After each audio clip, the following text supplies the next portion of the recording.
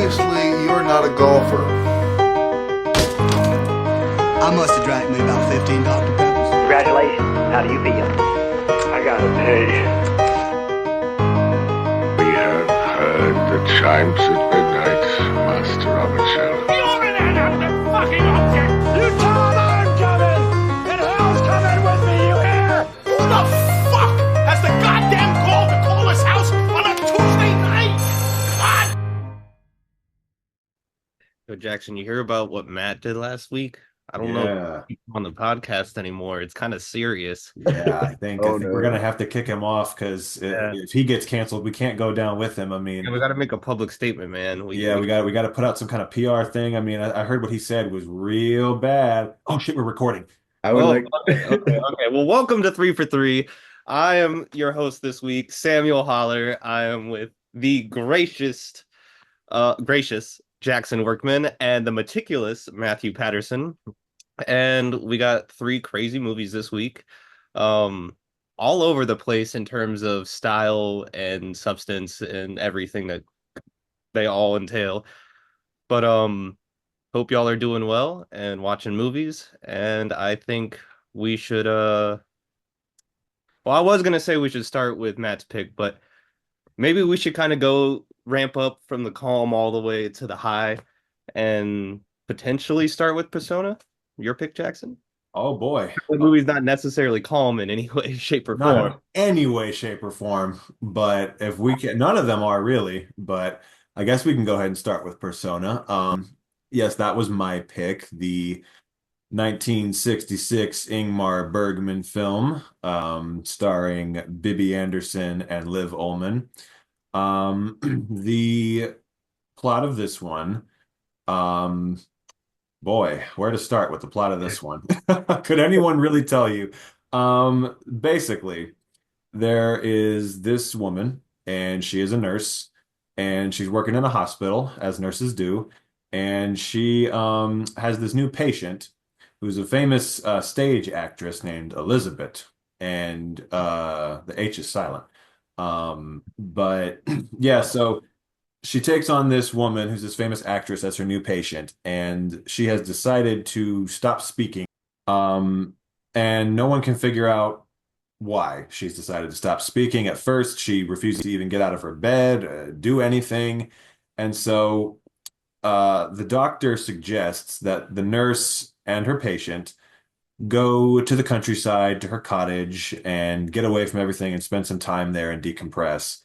And so that's what they do. And everything is really cool at first until some fuck shit starts going on.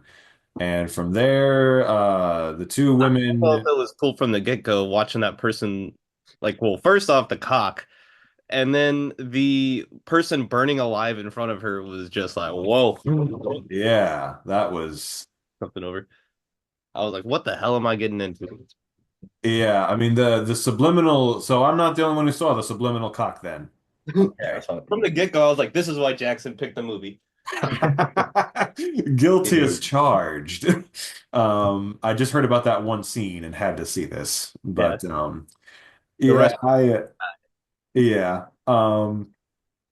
but yeah, some fuck shit definitely starts going on. And the line between reality and her imagination is blurred as she starts becoming indistinguishable from her patient, and all kinds of surreal imagery is thrown in there as well.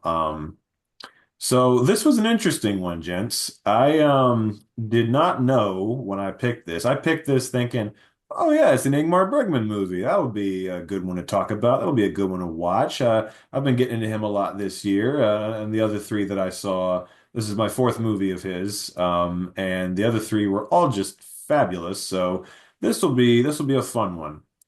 Little did I know, my naive self, that this is apparently the most widely analyzed and debated film in the history of cinema. So there are many different interpretations of this film, and to this day, people still debate what the hell it's about. I didn't know that when I picked it. So now, gents, it is our turn to throw our hats in the ring and say what we think about it. And I so desperately wanted to watch this a second time before we recorded because just for clarity, but I'm going to try to interpret my thoughts on it so far, having only seen it once as best I can. But first I'll turn it over to you guys. What the hell did you get from this? What did you think? I thought it Sam, was I'll let you go because I still want to. I thought it was Every time fantastic. yeah, I like it a lot. I'm just also like kind of like Jackson. I'm like, I don't know really what to make of it. Yeah. Definitely by the end I was like they've always been the same person the whole time, and at least for me. And then the more I've thought about it, the more I'm unsure towards the last couple shots of the movie and whatnot. But for a while, I thought that the nurse was a role of hers that she just detached from herself and is like her source of recovery. In a sense, it's like her personality is coming back from her, and then that's why they start to blend and become looking like the same person and becoming the same person um by the end. But the music really got me into it, and all that like imagery that they would just flash on the screen for 2 seconds really was like jarring in a good way, and definitely caught me off guard. This is my first Bergman film, so I didn't know what to really expect, but Hell of a one to start with. gorgeously, like it looks amazing.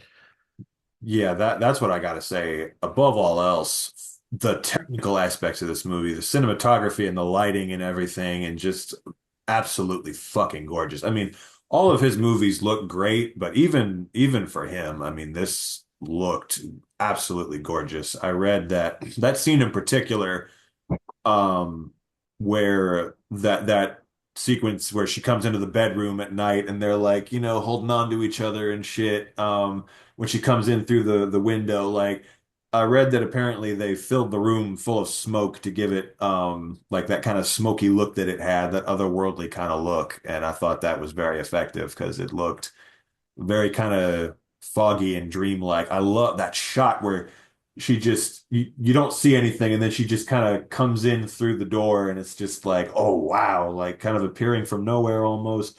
Just look gorgeous. But yeah, man, so here's my thoughts on it, having thought about it for about 3 days now. When I first finished it, I was like, what the fuck just happened? Like, what did I just watch? Like, I don't know about this. This was a lot to process. And, you know, I was with it for about until the last 20 minutes, and then I just had no idea what the fuck was going on anymore. I was like, all right, it lost me. I don't know. But then I've been thinking about it a lot and, reanalyzing every scene in my head, and I'm like, oh, I think I know what that is now. So my interpretation of it as of now, having only seen it once, is Sam, I agree. They're two sides of the same person. They both represent, I think, obviously, Alma, the nurse, is, she represents the more optimistic, life-affirming side of her personality, and Elizabeth is more the more nihilistic and depressed side of her personality.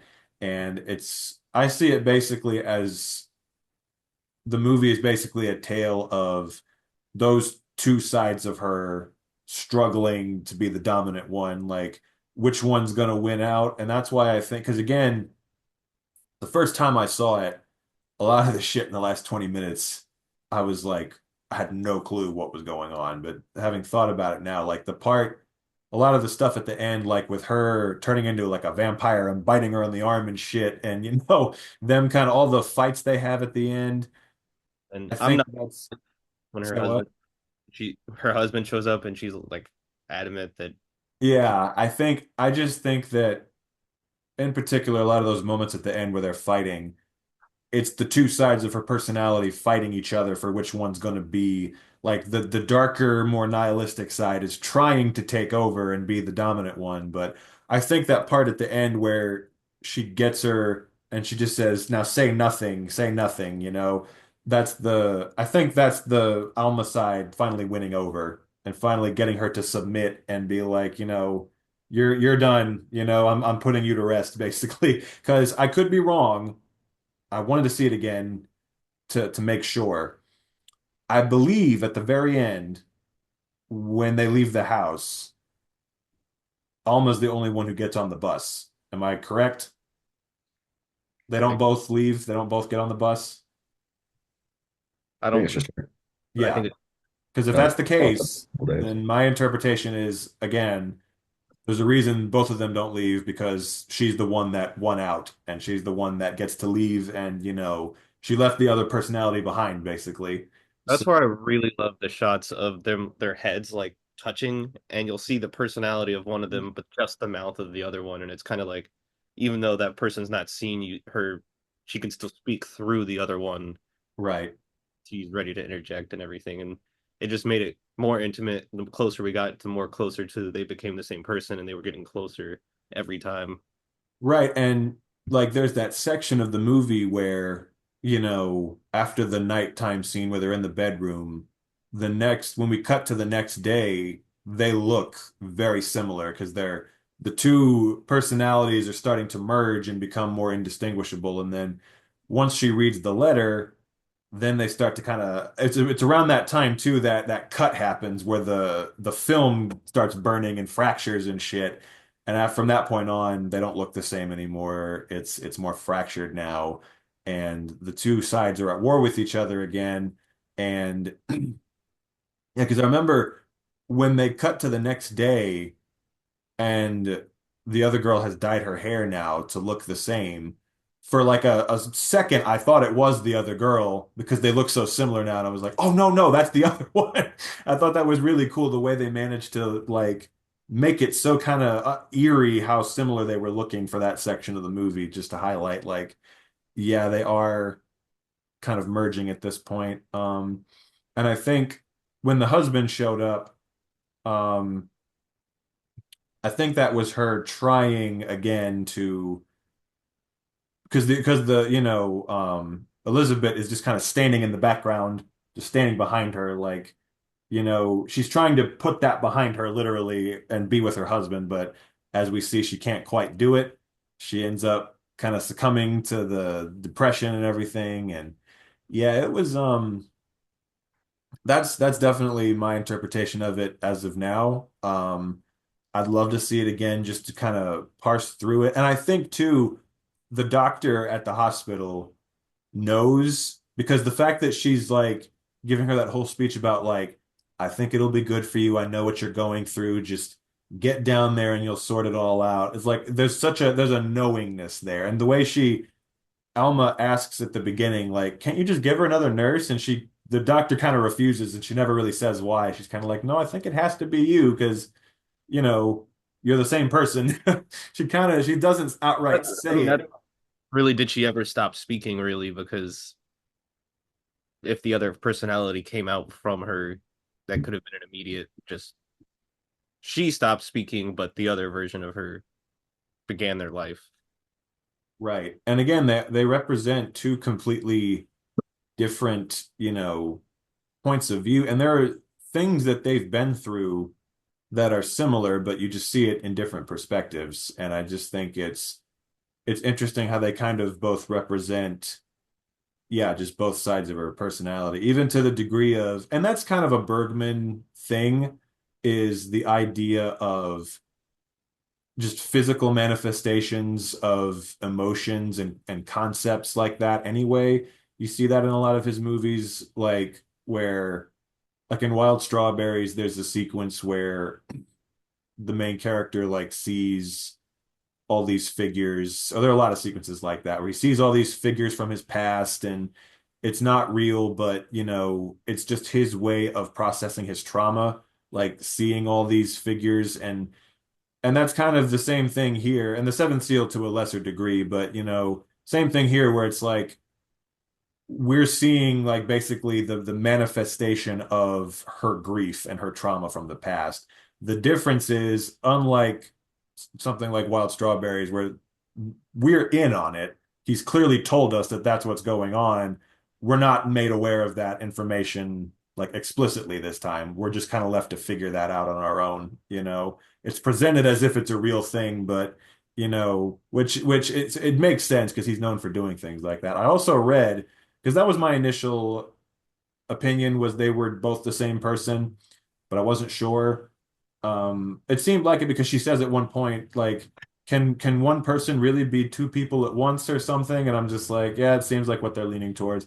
But I read that both of the actresses, that's how they played it. Like Bergman didn't really tell them what it was about because he didn't really want anyone to know. But he, Like Matt doesn't want anyone to know what he said last week. yeah, Um, whatever Continue. that was. What But did I say? Continue, Jackson. you know what you said. Um, I but did. what was I saying? Oh, but he didn't want them to know really what was going on. So the two of them just kind of came to an agreement on their own. Like that's how we're gonna play this, is as if we're two sides of the same persona, basically. Um, so yeah, and I also have to say, yeah, exactly. And I also have to say the performances from the two lead actresses were just fucking phenomenal. I mean, both of them really. Liv Ullmann in particular, even without even barely saying a word, I mean, there's so much that she conveys just through her expressions, just through like the little subtle things she does. I mean, the two of them and Bibi Anderson, this is the third Bergman film I've seen her in. She's in a lot of his movies, and this is her best. She's been great in all of them, but this is by far her best performance. I mean, just so incredibly desperate and just, sad. The whole sequence where that long, long sequence where she's telling her life story basically to her and that super fucked up conversation they have, in that one scene that was pretty like I was tugging at my collar during that scene, just like, oh my God, wow, this is graphic. But it she was so great at conveying just like the raw emotion of that character, I thought, and just like able to in some scenes be perfectly kind of cheery and polite, and then in other scenes just totally angry and rageful, and then other scenes just kind of pathetic and desperate and just such a wide range. And I also loved the husband, was played by I just want to give him a shout out, Gunnar Bjornstrand, who is in most of Bergman's movies. He's the only one who's been in all four that I've seen this year. I love that he had like just that small little part. He was really good in his little scene. He's a great actor. But yeah, that the whole thing was just and Bergman is also really good at you know, this reminded me a lot of Through a Glass Darkly, where there are basically just like that movie, only four pivotal characters.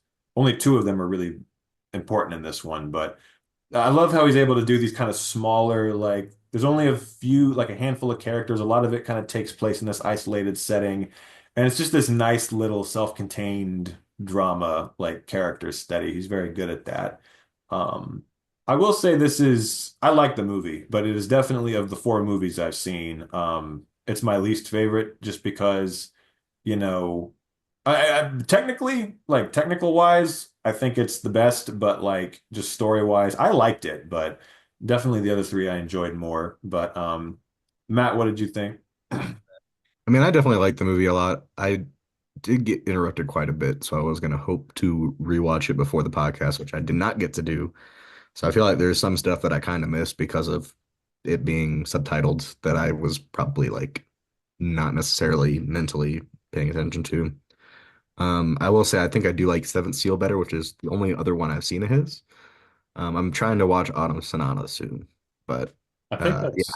I think But I that's really liked I just liked the way he does his stuff. I'm not surprised that it's the most widely debated yeah. movie ever, but I don't know. I feel like it's almost like one of those movies that people like will bring up in a conversation if you even remotely touch upon like the type of films that are made back, like the international kind of um what's the word, like I guess like avant-garde-ish, type of movies. This will get brought up, I'm sure, in As every they say nowadays, elevated horror. right. But no, I really enjoyed it. I just feel like I wish I could have maybe watched it again to have more of a thought pattern on it because I just, I saw mainly images that are in my head, not necessarily the yeah. And I think that may have been part of his intention, because I think I read that, he said he preferred people to feel the movie rather than think about it too much. So I think that just him flashing all the images on the screen probably was part of that. He wanted you to remember those as much as the story. So, and there were some crazy images, not just the subliminal cock, but the just that really creepy shot of the kids staring at the blurry screen of the women on it, and just, all kinds of subliminal, like that quick little shot at the end of the camera crew, like, whatever that was supposed to be, um, and all kinds of other things. But and the great shot of their two faces like merging together, that was really cool. Um, but and I'm telling you, that scene was fucked up. Just that whole monologue of just like we had to hear it twice. It Yeah. was so fucked up. I did think that was a little unnecessary, them doing the whole monologue twice. I was like, you could have just cut between their two reactions. I think it would have been more effective, but They had to do a funny one. yeah. I'll just have her do like a goofy delivery of just like, and you wanted so badly to abort your child. You hate your child for existing. Uh, uh, No well, matter how much he wants your love, you refuse to give it to him.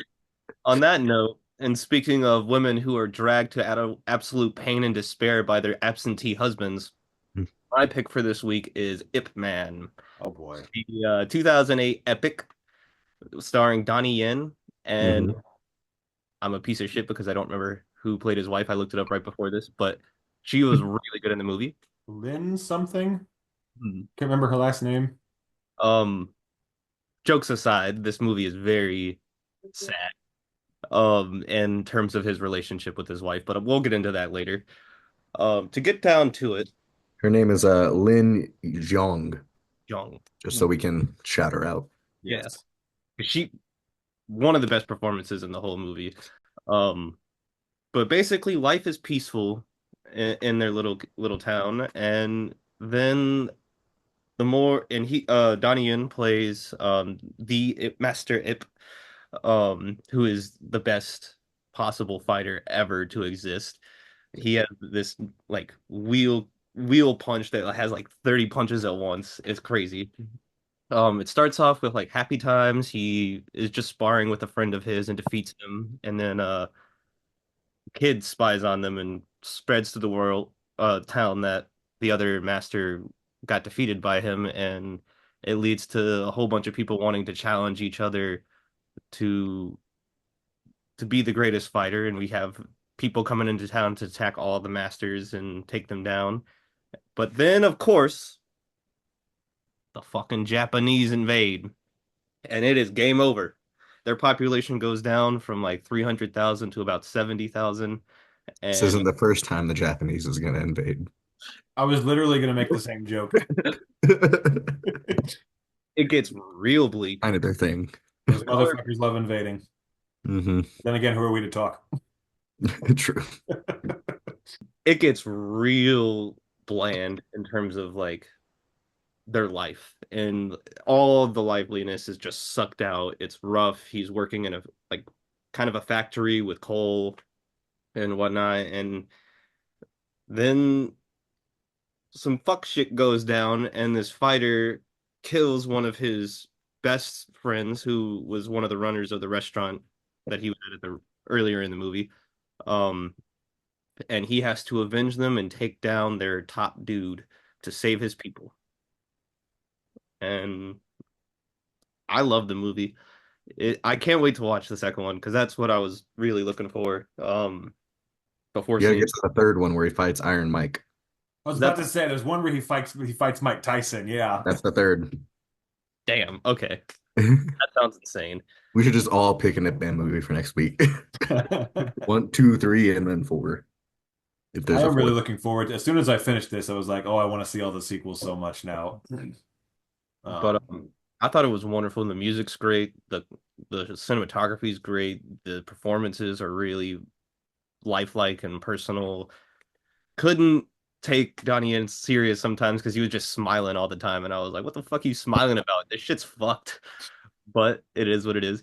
Um, I don't know how y'all felt about it. I thought it was the action was explosive and also very calm at the same time, and that was what was off-putting in a cool way.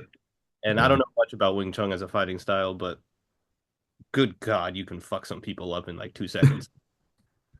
Yeah, no, I really like the movie. It's very like, very classic kung fu movie. It actually has a really good story though. It's not like, skimping on that.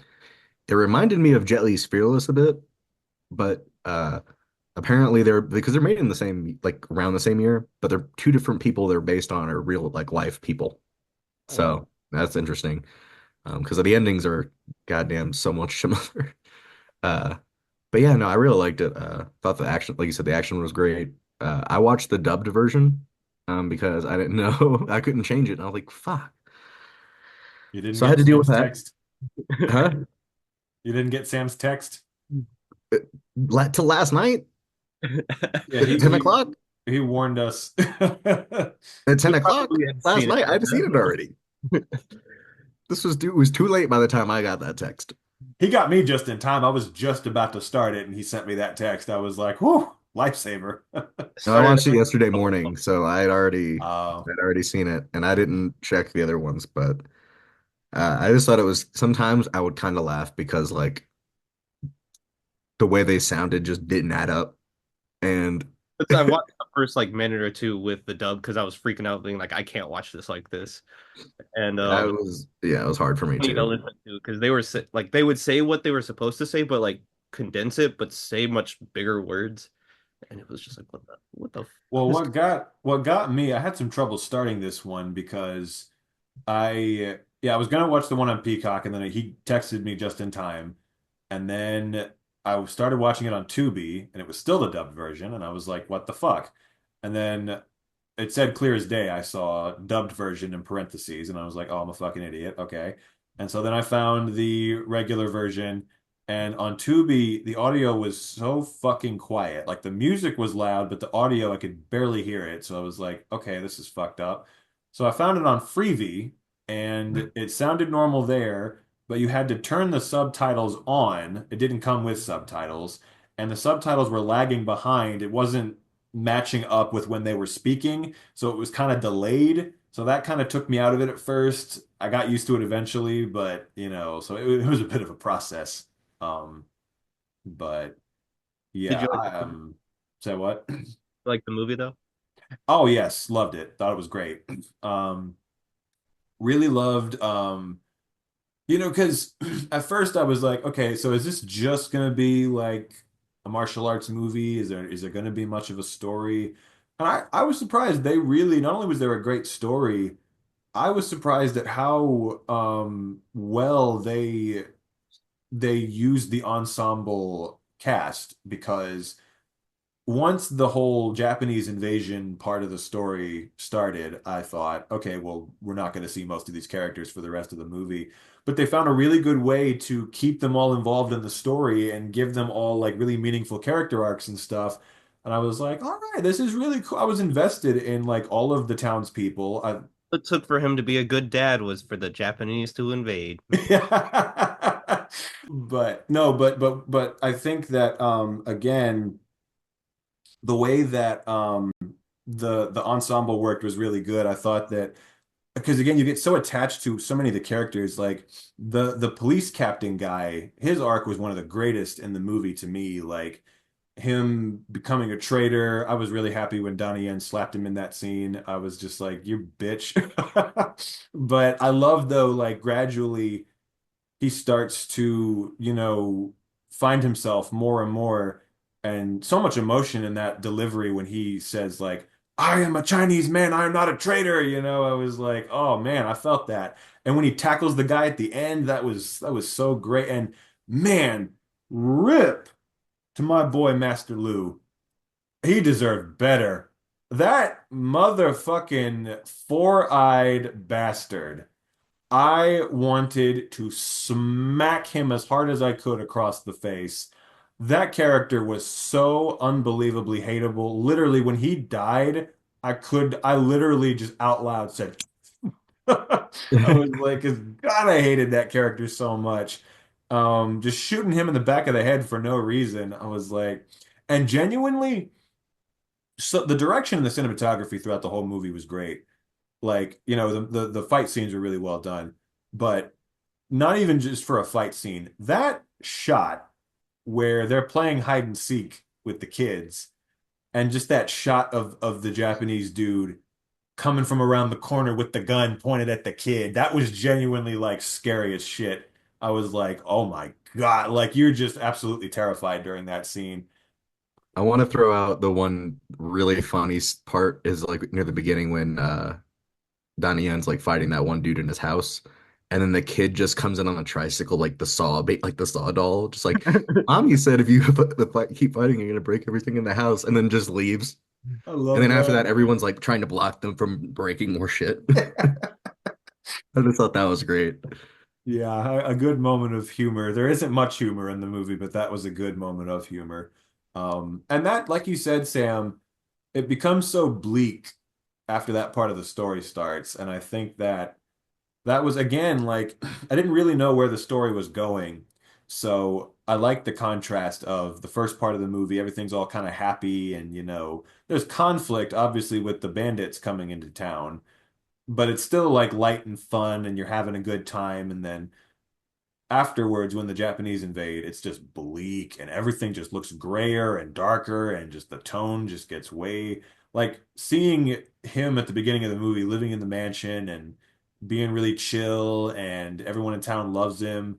Going from that to like him having to like him being covered in coal and having to push like carts and shit. And just him looking for a job, like the contrast is just very, startling and badass move, by the way, I gotta say. My boy Lin spitting blood on that guy's face. That was a Right in the eye. baller move, Right in the man. goddamn eye. Yeah. It was really fucked up seeing the contrast of like where they start out and where but at the same time there's something almost kind of sweet about the wife almost doesn't even seem to mind because she's just happy that now she kind of gets him all to herself. Mhm. Like she's just happy. That's all she wanted was to spend time with him, and she's just like, I don't care if we're in a mansion or in a little hole like we are now. Like I get to spend time with you and our son, and that's all I've ever wanted. And again, great arc for her, how at the end she like starts crying and is like, I just wanted to spend time with him, but I just wanted him all to myself, and now I got to go back and, be there for him if he dies and shit. And yeah, the whole I That thought last shot with him like bleeding out on oh, the train and everything, it's just and I it's feel like we've had a few different episodes now where we've commented on the value of silence, and that was very well used in that moment. Just that super long after he gets shot, just pure and utter silence, just cutting to everybody's reactions, and then just finally he goes down, and you're just like, oh no. But I'm like, well, there's three sequels to this, so I don't think he's dead. But It could be his but son. I know in real life, I know in real life he survived after 1937 or whenever this takes place. But and that's He also was the just gonna thing start with his eyes is, opening. so what? Number two is just gonna be his eyes opening again. But yeah, it's funny because I have seen the Grandmaster, which I don't know, Ron Kar Wai is the Grandmaster. I don't know if either of you have seen that one, but that was like my first kind of introduction to Ip Man, because that was and so it was interesting comparing this to that, and this is a very different movie. This is, obviously it looks different, it feels different, and that also kind of touched on that somewhat, him having to fight the Japanese and them invading the city and stuff. So them kind of, it was interesting just seeing another perspective on that character and seeing him played by a different actor this time. And I loved Tony Leung's performance in The Grandmaster, but Donnie Yen definitely, I think, owned the character. He was just fantastic. All the actors were just great. I can't wait to watch the sequels and just see him kick more and more and more ass. because That that punch to that dude's head where he hit him like 30 I times. know that whole fight scene was badass, man. Just him fucking every last one of them up, and and when he beats up the soldiers on the stairs, that was badass as fuck. I love that too. He just knocked them the fuck. He didn't even let it get like at the second he like started looking at his wife and going up the stairs. He was like, "Nope, I'm gonna end this right here. Like, let's just stop this before it begins." I just took them all out. I was like, "Good shit, man." I really Yeah, like the the smile scene. he had when she was like, just don't destroy my stuff. And then like she walked away and he was like, oh, she gave me permission to fuck y'all up. And then police Their on him. relationship was very sweet. I really like that, where there are scenes where she's kind of more just like, come on, like pay attention to us, and you see there's some tension. But then moments like that where she's understanding, where she's just like, just don't break my shit, have at it. You know. But The scene where they fight all in like the big fight scene, there was always played at the Concord Mills Mall, like in one of the kiosks where they made the shirts. They for some reason would have that movie on quite a bit. really. Because I remember not one, like more than one time I would walk by and see that scene going on and just have to stand there and just be like, you know. Yeah, that these movies are ones that I've always wanted to see. So thank you, That Sam. was the main reason I did it because none of the movies I wanted were on streaming. And I was like, it might be time for it, man. Yeah, and now I got kind of a list of movies that I want to see for the rest of this month, but once this month is over, I'm definitely going to dive into all the sequels because I I really heard not to watch the fifth one, but because that because does not involve Donnie and it's about oh like yeah, you mean the Generation Z one, the spinoff? Yeah. I don't know what that one's about, but yeah, I know he's not. I don't know if he's in it or not, but I know he's I not think the main the character of guy that one. plays a young version of him, so he's not in it. Oh, okay. But yeah, I definitely want to see like the main four.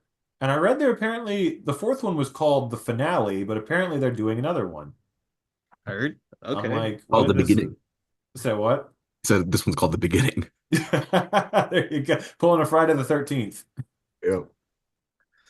Well, when life tells you to stop talking, create yourself a new personality that's a nurse.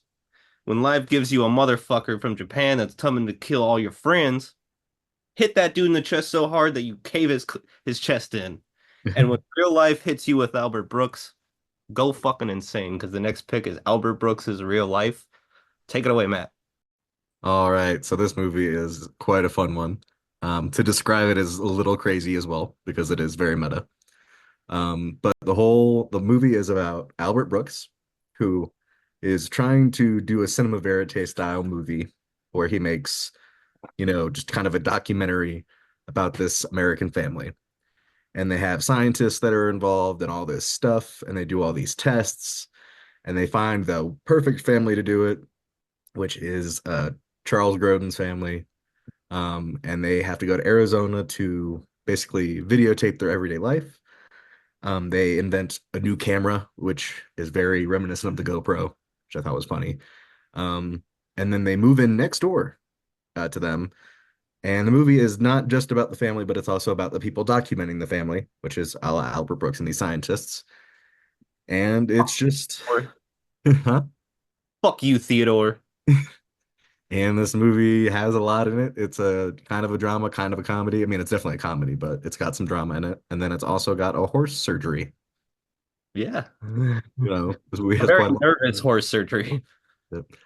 So I've seen a couple of Albert Brooks's movies, and I just really like his comedy. I thought this one was hilarious. I liked the whole having the cameras on the heads, and then they would cut, and you would see where the other camera was behind them sometimes, or like there'd just be a really dramatic scene, and all of a sudden in the corner you just see the camera guy run out the door to get the shot, and it was just There was a shot where when she was gonna leave at the very beginning, and you see the person run out the door behind him, and like moments later, it cuts to that perspective as she's walking to the car. yeah. He was like, "Could you take the smaller car? We need more space when we go to work with him." Yeah, and she's just like Jesus. She like gets so mad, but like still does it, but you can just tell she's pissed. Yeah, Um, but no, the performances were great. It's a directorial debut of Albert Brooks. that's And wild. yep, This is my first movie of his, like directing wise. I've seen him act a few times, Yeah, but same. Yeah, Defending Your Life is one of my favorite movies in general. That's such a good movie. But yeah, this was before Spinal Tap actually, which is funny because him and Rob Reiner are really good friends. And Harry Uh, Shearer co-wrote this. yep. Hmm, So that's this was cool. the kind of Then preeminent. winter in Wisconsin. Fuck that shit. Yeah, it's like I thought it was really like sometimes they just be dropping really funny bombs, and then next moment it's like kind of serious, and you're just like, Jesus. Mhm. What did you guys think of it though? You can go, Jackson. Sam. Oh, okay. Um, Matt, do you remember that David Byrne movie we watched, True Stories? Yes. Yes. That opening where he's like announcing to the town what is going on and everything, and it's that high shot above all the rows and everything, just made me think of that movie like a lot. And it really set the tone of like what the humor is going to be like and how dry some things will be, but also like very like layered comedy at times. And I just love like moments, small moments where like he's in at the beginning, the husband's unsympathetic and he's in denial that the character he chose is unsympathetic. And He's trying to explain to people he likes yeah, donuts. he's great, right? Yeah. And even says it to him when they're talking about the TV and he's like, "Yeah, you're great." Mm. And just watching his descent to like even the people making the film with him are starting to turn on him and everything. And when he just takes that torch and just starts just going crazy at the end, it The Gone with the Wind music playing in the background. really was like I didn't know what to expect. And it started off in this like not long, but like it took a while to get to the actual involvement of the family on their day-to-day lives. So I was unsure of like, is it even going to get to that? And that could be the whole point. But very heavy at times too. Just a lot of mentality that's like expressed in ways that it's like you want to shake some people because they're not talking to people, and then you also want to like have people make up even though like their scene resolves in a positive way, but you know there's still gonna be tension when the next scene happens and that kind of stuff. So it was very interesting. I enjoyed it quite a bit. Yeah, there's been a lot of discussion over who the greatest movie psychopath of all time is. Is it the Joker? Is it Hannibal Lecter? Is it Patrick Bateman? It is none of these characters. The true answer is Albert Brooks in this film. He's got them all beat. Norman Bates wishes he was as crazy as this motherfucker.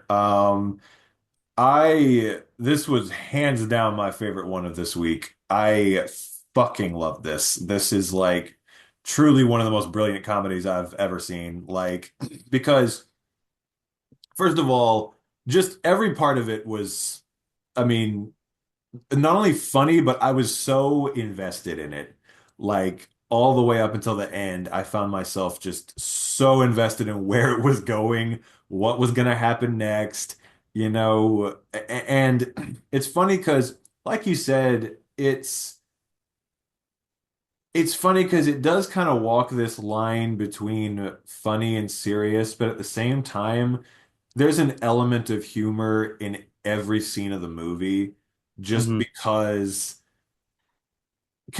when it started out, I thought it was going to be something more like a Christopher Guest movie where it's just constant, just jokes like one after the other, just them saying hilarious shit and just total dysfunction, something like that. And there's a lot of that in this.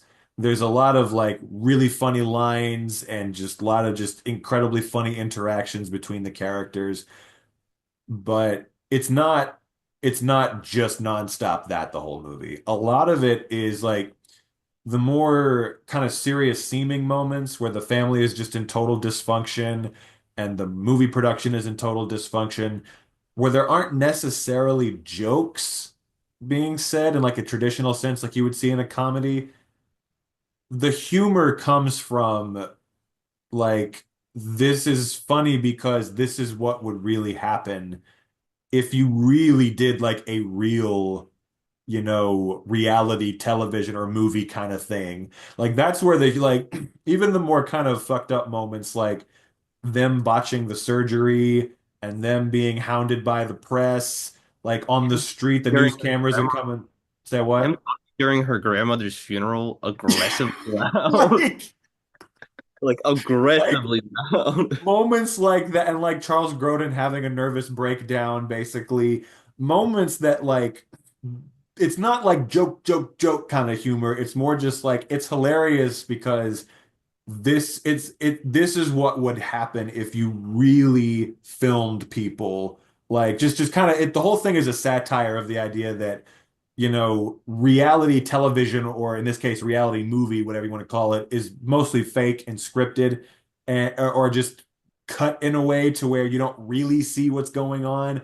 And it's Mhm. just kind of commenting on the fact that like if you were to genuinely do this for real, this is what would happen. It would be a complete disaster. And as they point out, not only is it a complete and total disaster and they're ruining these people's lives, and there's just all these factors that end up happening that they can't control.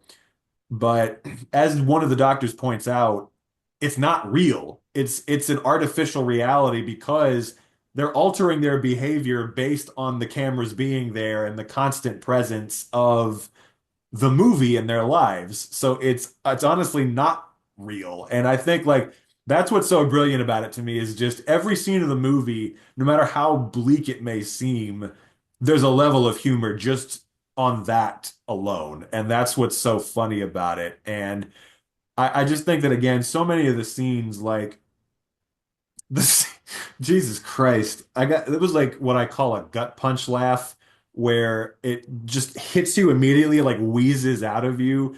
The scene where he's talking to the one doctor and he's just like, "You're the only, we're in Arizona and you're the only, Yeah. I was absolutely dying during that scene, especially it was already funny enough. But When when he he takes says the like, clipboard down. "Hey, you guys are gonna take over the planet one day. I know that. Like, you're better than like." I was dying laughing. I was like, "This is the funniest shit." And he just gets up and just walks out of the room, just like, "Well, I didn't say you talk like that." Like that whole thing was just hysterical. And the part where the daughter's got the dress on and she's like, "Kiss me, my lover," or whatever, with the dad. He's like, "Honey, you're about to get hit. Now go change your." Yeah.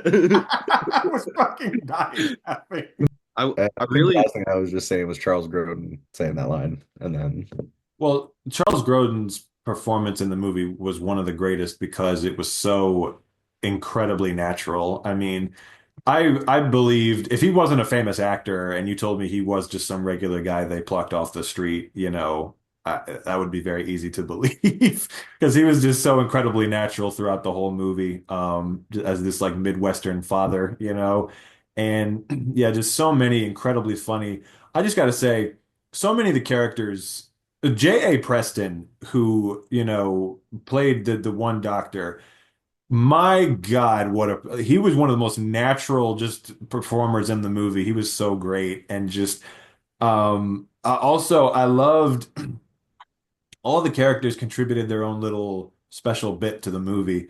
But one of my favorite gags was the studio executive over the speakerphone. I was so, "Where's Paul Newman?" I really love the two like words for photo you, they had of James him Caan. right before the scene where he came in, or when they first had that, they had that photo of him since he took over, and like, and he thinks a real movie set should have like famous actors and stuff like that. And then they later in that scene, he's like, explain to them why this isn't a real movie set, and he's like, because there's no one famous and everything. I'm just like, Yeah. good. But what was so great was for almost every scene that character was in, he was just a gag, basically, there to say funny things.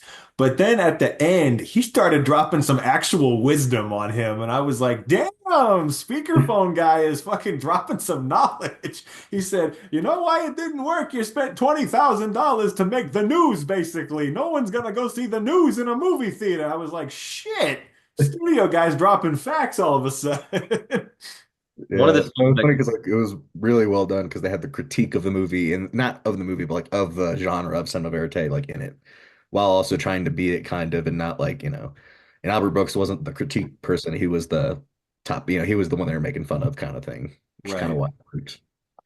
But one of the jokes that comes out of nowhere to me, but it's just the funniest shit, is when they go to the gynecologist's He's gonna office. bring that up. And literally he's like, "God damn it, I was clear." the board over his head. Yep. And they're just like, No, I just love how for most of the scene he's just putting his hands in front of his face. and then when they're like, we'll give you, $500. Then he puts his hands down. They're like, oh shit. And he's like, no. Yeah, but they almost convince him. They almost convince him to trust them. And he's like, "Oh shit, you were selling babies," and he ruins the whole Yeah. thing.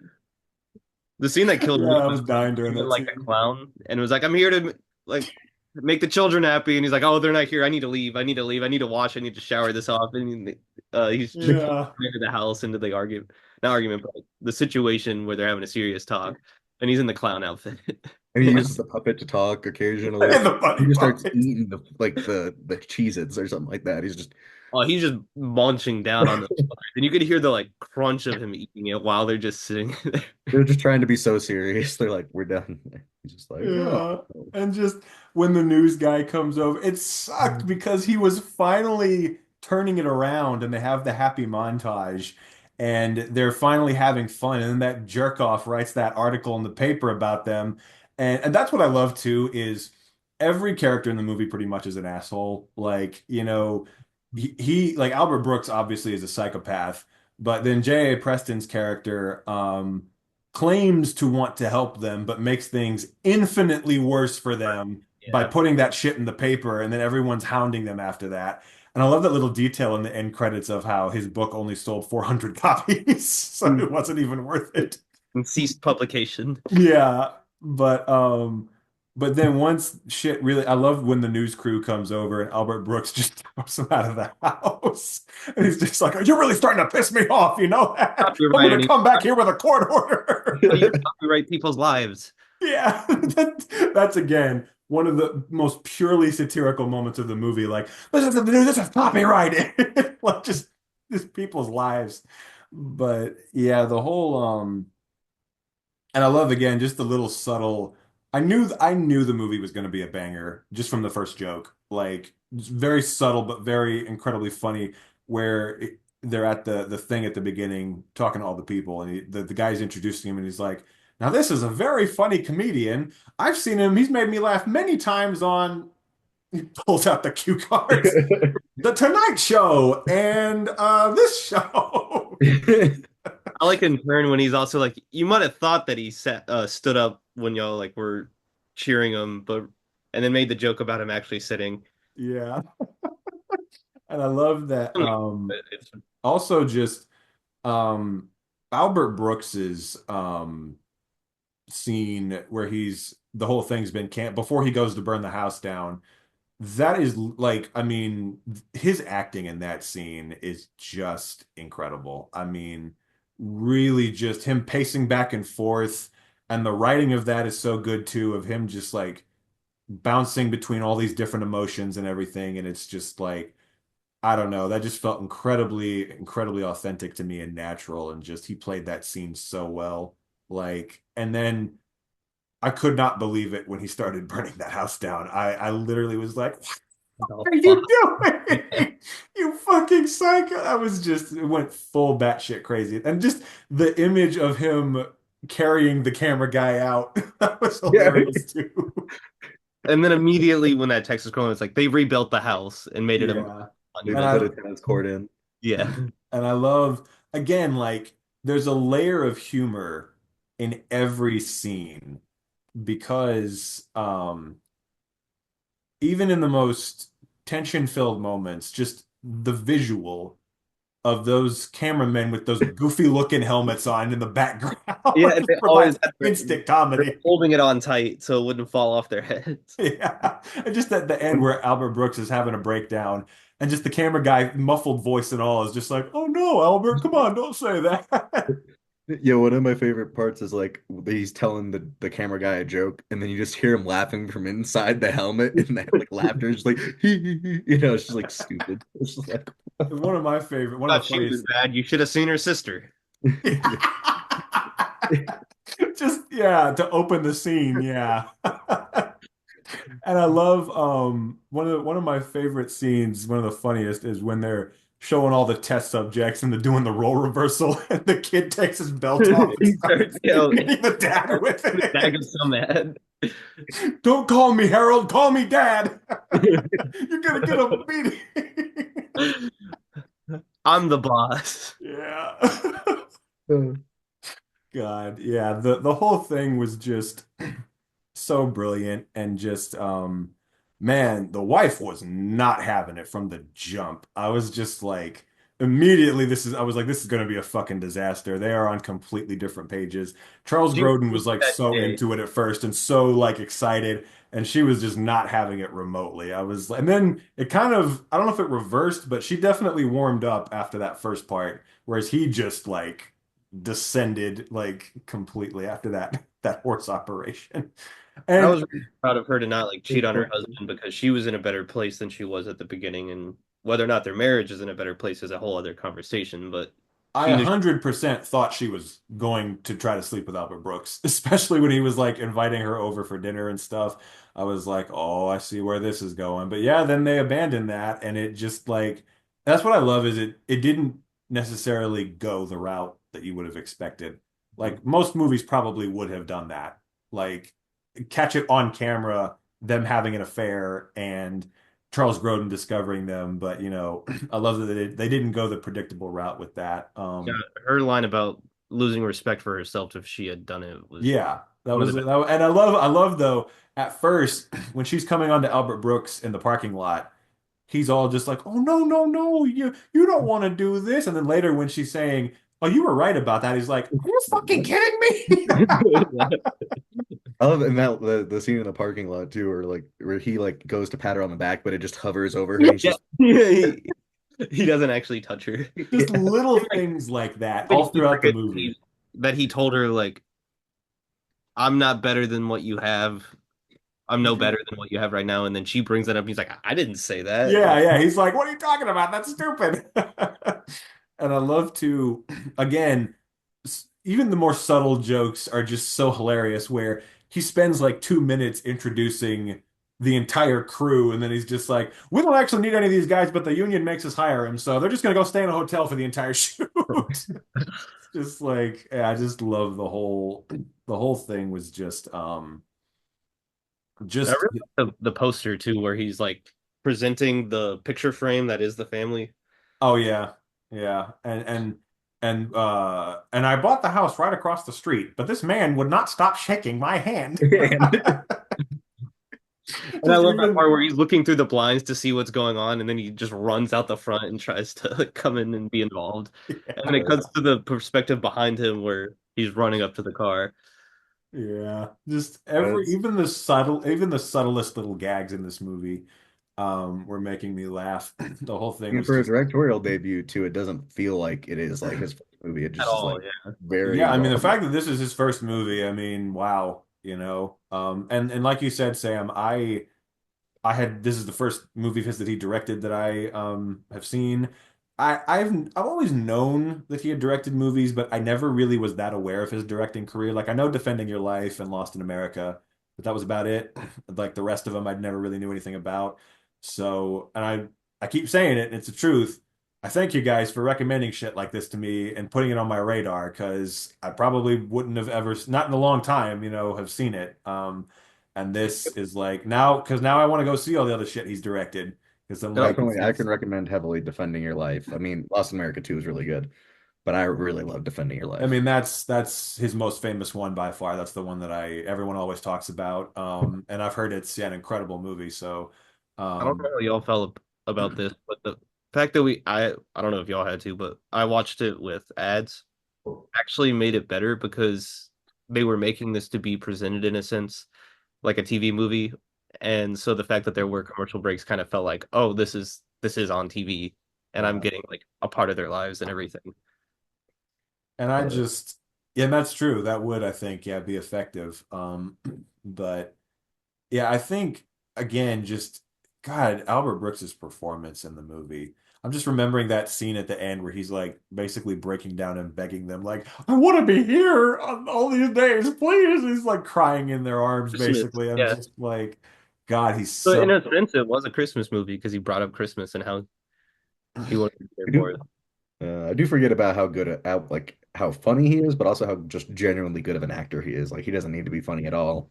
Like I forget Yeah, about him in Drive, and he's really good in Drive. yeah, and Finding Nemo, of course. Oh, of course. I genuinely maintain his performance in Finding Nemo is one of the best voiceover performances in any movie. But yeah, and he's just I've always had a theory that comedians are the best actors, like just because unlike most actors, they don't have all this, bullshit techniques drilled into their head. They're just able to be more natural because they don't have the classical training that takes away so much of the natural part of acting like most actors do.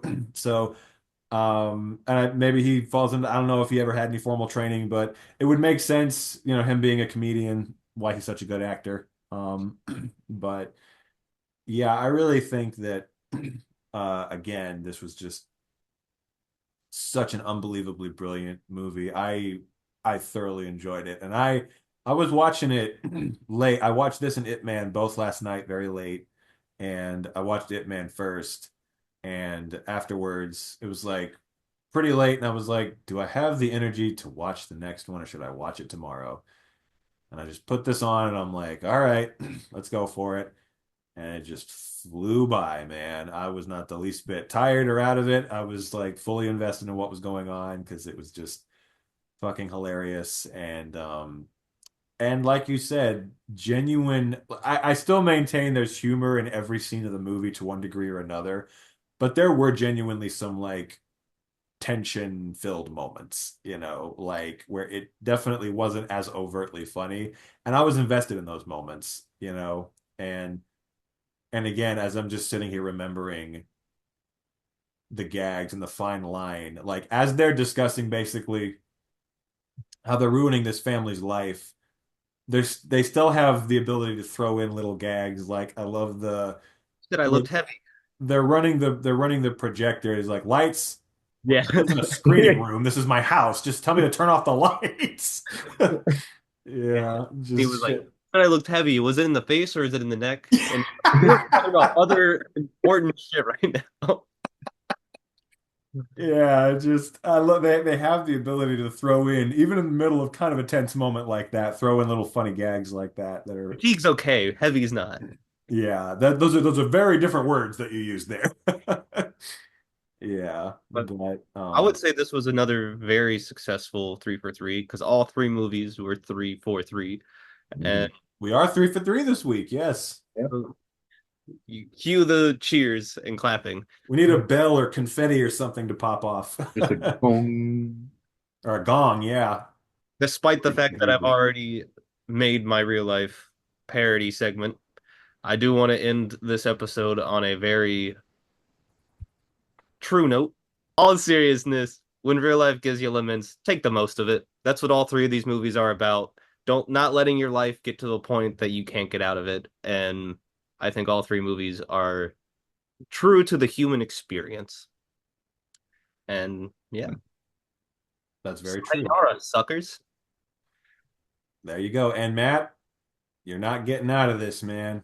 We're You gonna can put the run. Neither are screenshot either of of what you you. said at the You end of can it. run, but you can't hide. We all heard what you said. I'm I'm bringing all just three of saying. us down. If I go down, we all go down. I'm The snitching. thumbnail is actually going to be the quotation of what you said. Yeah. Just What so did I you say? know. Oh boy. Hey, stop living in denial. Admit it. You said it. Admit it. I don't know what I said. I mean, I probably did. Quit denying. Anywho. Anyways. Bye. Bye.